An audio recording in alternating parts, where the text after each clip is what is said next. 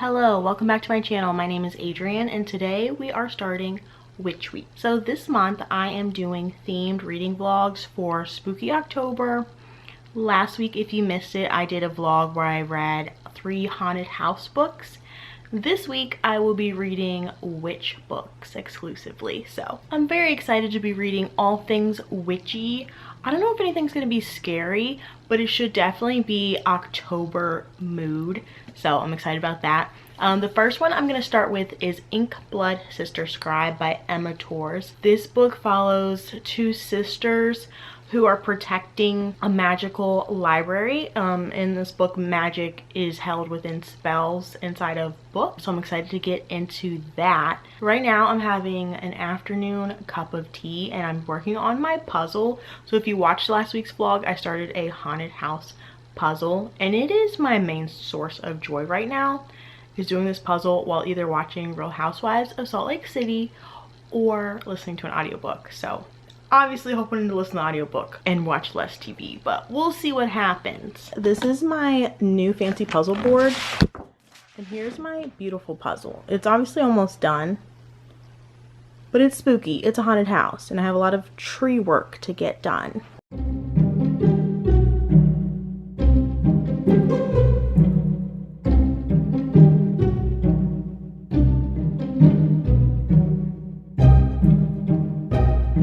So I've gotten a little ways into Ink Blood Sister Scribe and I'm enjoying it so far.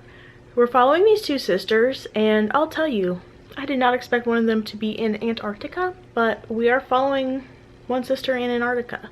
I feel like I can't say that word without sounding like I'm sounding it out. Antarctica. We're going to Antarctica. Oh, there we go.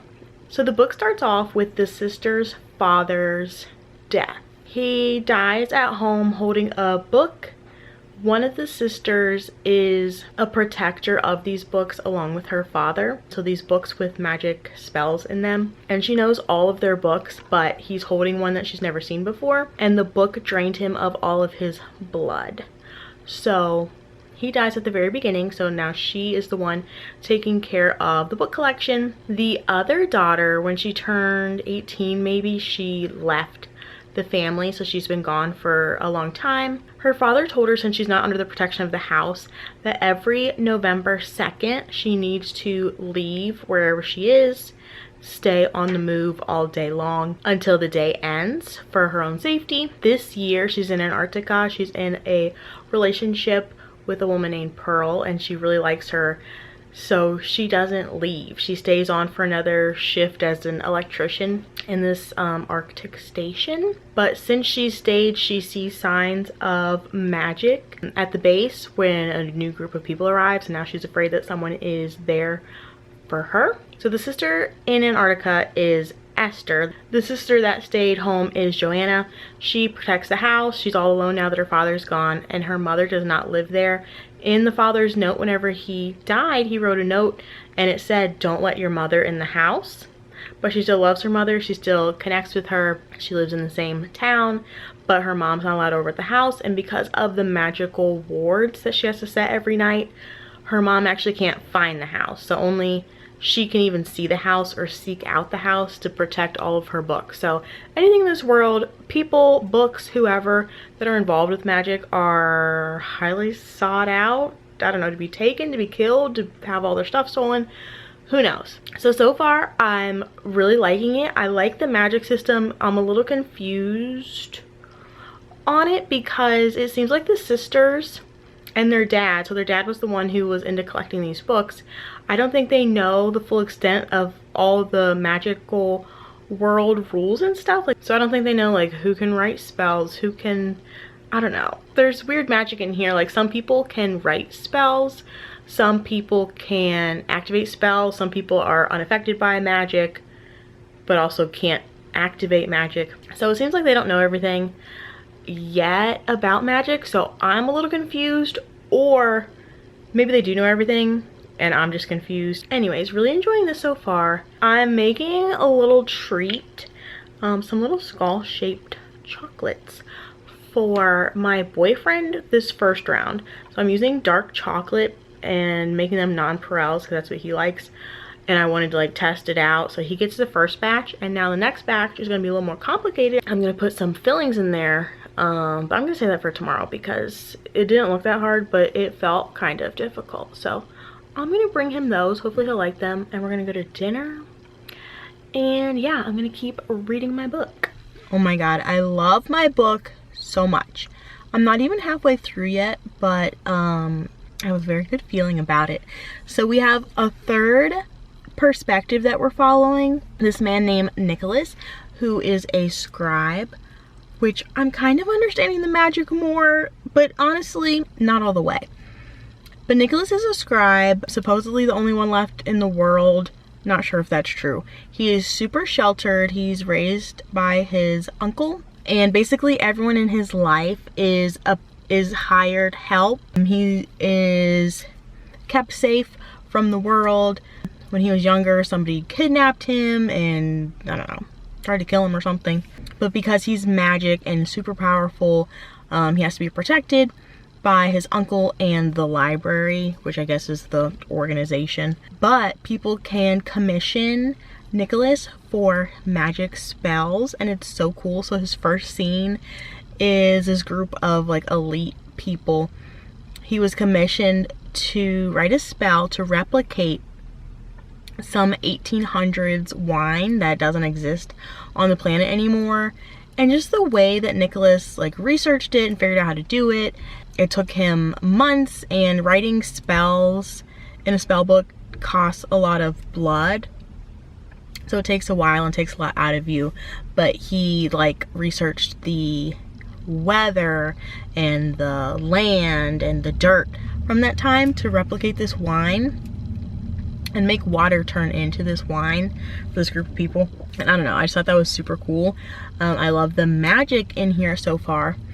But then Nicholas, so he's very sheltered, has to stay in this grand estate. He has a dog named Sir Kiwi, and I don't know, he's just naive and innocent, and I really like him as a character. And then he has this bodyguard, Collins, and he's had a lot of different bodyguards, but this one, Collins, is kind of snarky and kind of becoming his friend, which he's never really had a friend before, so that's wonderful. And the estate that they live at is just so cool and grand. There's a library full of books and magic, and then there's this room like full of cool objects and spooky stuff. I'm just really enjoying the vibe. And then the two sisters' perspectives, Joanna and Esther, all three characters were getting looks into their past and growing up in these, you know, magical families, and also learning more about the magic that way, especially Nicholas's perspective. And then Joanna and Esther, Joanna has something going on with her mom, which she's trying to get some information out of her, and then Esther is trying to figure out if somebody's after her in Antarctica, if she should leave, navigating her relationship with Pearl.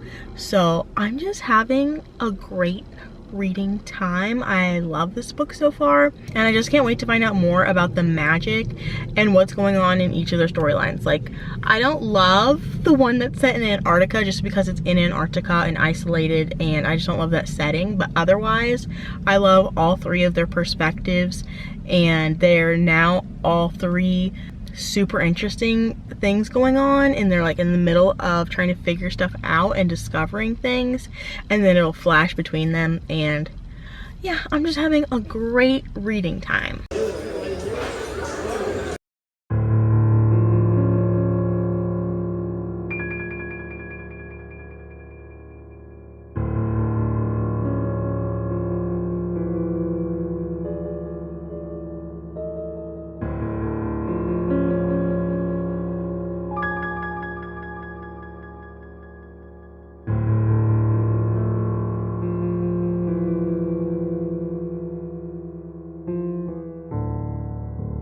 I have finished Inkblood Sister Scribe, and I'm giving it 5 stars. It was fantastic. I also finished my puzzle, which was a great time, and I now feel confident enough to move on to my next assembly project.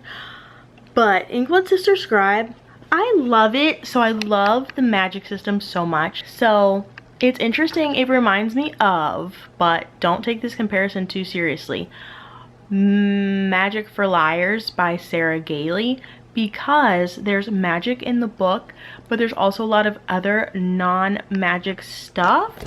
But that book was way more like a thriller that had a sprinkle of magic that our main character wasn't involved in. These main characters are involved in the magic, but I just feel the comparison because there's a lot of guns in this book. The people who can write magic and then also the magic books are very sought after. And so if you have magic or magic books, spell books, you need to be very careful. You need to have some sort of magical protection or other sort of protection, because people will come after you and try to kidnap you. There are people with guns, maybe to steal your books, whatever.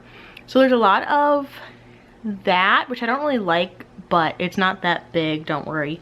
But there is like some action. There's multiple scenes that involve guns, which I was not expecting in a magic book. But I really love the characters. For some reason, whenever I'm reading multi-POV books where the different POVs don't know each other or aren't with each other, I always forget like they're gonna cross paths or somehow cross storylines at some point. But for some reason I'm always shocked, and whenever it happened I was just so excited. It was so much fun to see different POV characters interacting. I loved it. I love the relationships. There's a bit of found family, but also family reuniting. So it was like a beautiful story and heartwarming, but also action and also super cool magic. I love the magic system. This book I don't think is gonna have a sequel. It leaves a little room for a sequel. There's definitely more we could explore, but also it felt very wrapped up and satisfying at the end. So I very much enjoyed it. I would highly recommend. And now I need to get to reading The Very Secret Society of Irregular Witches by Sangu Mandana. Every time I do this, this is my book club book for The Day After Tomorrow. And I've read like 20 pages, maybe 20 pages. And I actually forgot what happened, so I'll probably start it over. So I do this to myself every time, but I'm gonna cram it. I just know that it's about a witch who's in a little secret society of witches and goes to take care of some witch children. So very House of the Cerulean Sea vibes, which I honestly did not like that book. So hopefully it's better than that in my opinion. So let's get to it.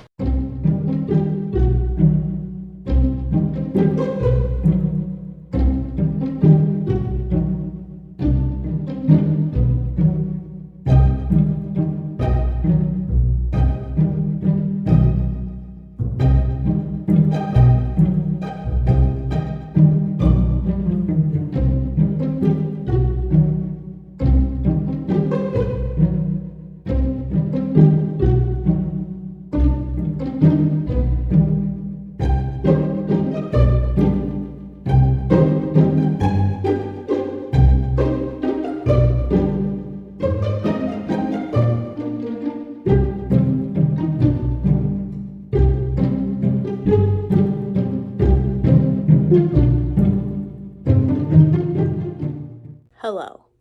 I have a lot to update you on, but first off, I broke my camera, my Canon G7X Mark II. I broke it. I'm very sad about it. I did disassemble it a little bit to try to fix it myself. That didn't go very well. And now I've purchased a new camera. The camera people said they can only send it to Canon for repairs, and that costs as much as buying a new one. So I have a new camera coming tomorrow, but I also need to catch you up because I read an entire book. So I needed to read this quickly for book club. Book club's come and gone. Whoops. Sorry for not updating you. But I did give this book 5 stars. So this follows Mika Moon, who is a witch. And there's a little secret society of witches that meets, I think, once a month for like an hour. And that's the only time they're allowed to interact with each other because it's dangerous for witches to be together because they have more magic. It sends off more magic vibes into the world. I don't know. And so Mika is pretty lonely but she does love doing magic and making potions, so she decides to make a YouTube channel pretending that she's pretending to be a witch. This interesting assembly of characters, this little family, finds her videos and someone can tell that she's a witch, so they send her an email asking her to come be a nanny for these 3 witch children. So witches in this world, mothers usually die soon after childbirth, so witch babies are usually orphans. So a witch adopted 3 witch children, but she's off busy in the world, so they are asking for a witch to come help them raise the witch children. But the person who is in charge of the witch society does not believe in having multiple witches in the same place at the same time, so Mika has to do this secretly, and it's a found family, so cute, cozy book. Mika finds love there. She finds like such a beautiful family unit. The children are pretty cute. You know, they don't all trust her. They don't all want her to be there. But she does her best to teach them. She has no experience being a teacher, but she wants to help them control their magic, especially since they're all together and they're sending off big waves of magic. So it was just so adorable. Comparing this to House in the Cerulean Sea, I just didn't feel like a deep connection with it, but this book I did. My eyes watered at one point, or actually 2 points. I was surprised by things. I was excited and happy. Like, I was feeling all of the emotions with this book, and I loved it so much. And I immediately pre-ordered this author's next book, which comes out in April, because I just want more cozy magic. I really did love this book. So then, you know, Witch Week is a little cursed, right? But I'm going to carry on, and I'm going to be reading Slewfoot by Brom. This book, I really don't know what it's about, but look at this girl with, what was that, goat legs? So that's what I'm going to be reading, and I'm going to attempt to vlog some things on my phone until my new camera arrives. So God, do I wish I had a magic spell to fix my camera. But I don't, so life goes on. I don't quite have my new camera yet. I didn't realize I bought a camera without a lens. So right now I'm borrowing my sister's camera, which I thought was the same as my old one, but it's not. So if I look funny, I don't know what I'm doing. But anywho, I got my nails done, so there's something. But otherwise, Witch Week is cursed. So I have been reading Slewfoot, and I'm actually loving it, but I have to put this book to the side. So, well, the reading was not cursed, right? So I read 2 5-star books, which is awesome. But I just feel like I need to move on from this video. I think I'll be recording my next video on my new camera. I just wanted to wrap this one up. I am loving this book, so we're following this main character, Abby, who is married off into this group of Puritans, and she has to behave and be religious and such. But then there's also like a demon in the woods, and I'm loving it, but I just need to move on because I have a lot of things coming up and I need to start my next video. Look, my face is blurry. To make up for it, my next reading vlog is a horror TBR jar, which I'm so excited about. Can't wait to get started on. So I'm going to put this in the TBR jar, so maybe I'll read it next week, because this does have a demon. I do think it's going to be scary, so I think it fits the horror TBR jar. So that's the plan. Sorry about that. I don't know what's been going on with me. It's been pure chaos. So anyways, I hope you guys liked the video. Thank you for watching, and I'll see you very soon on a new camera and in a very exciting video. So see you then.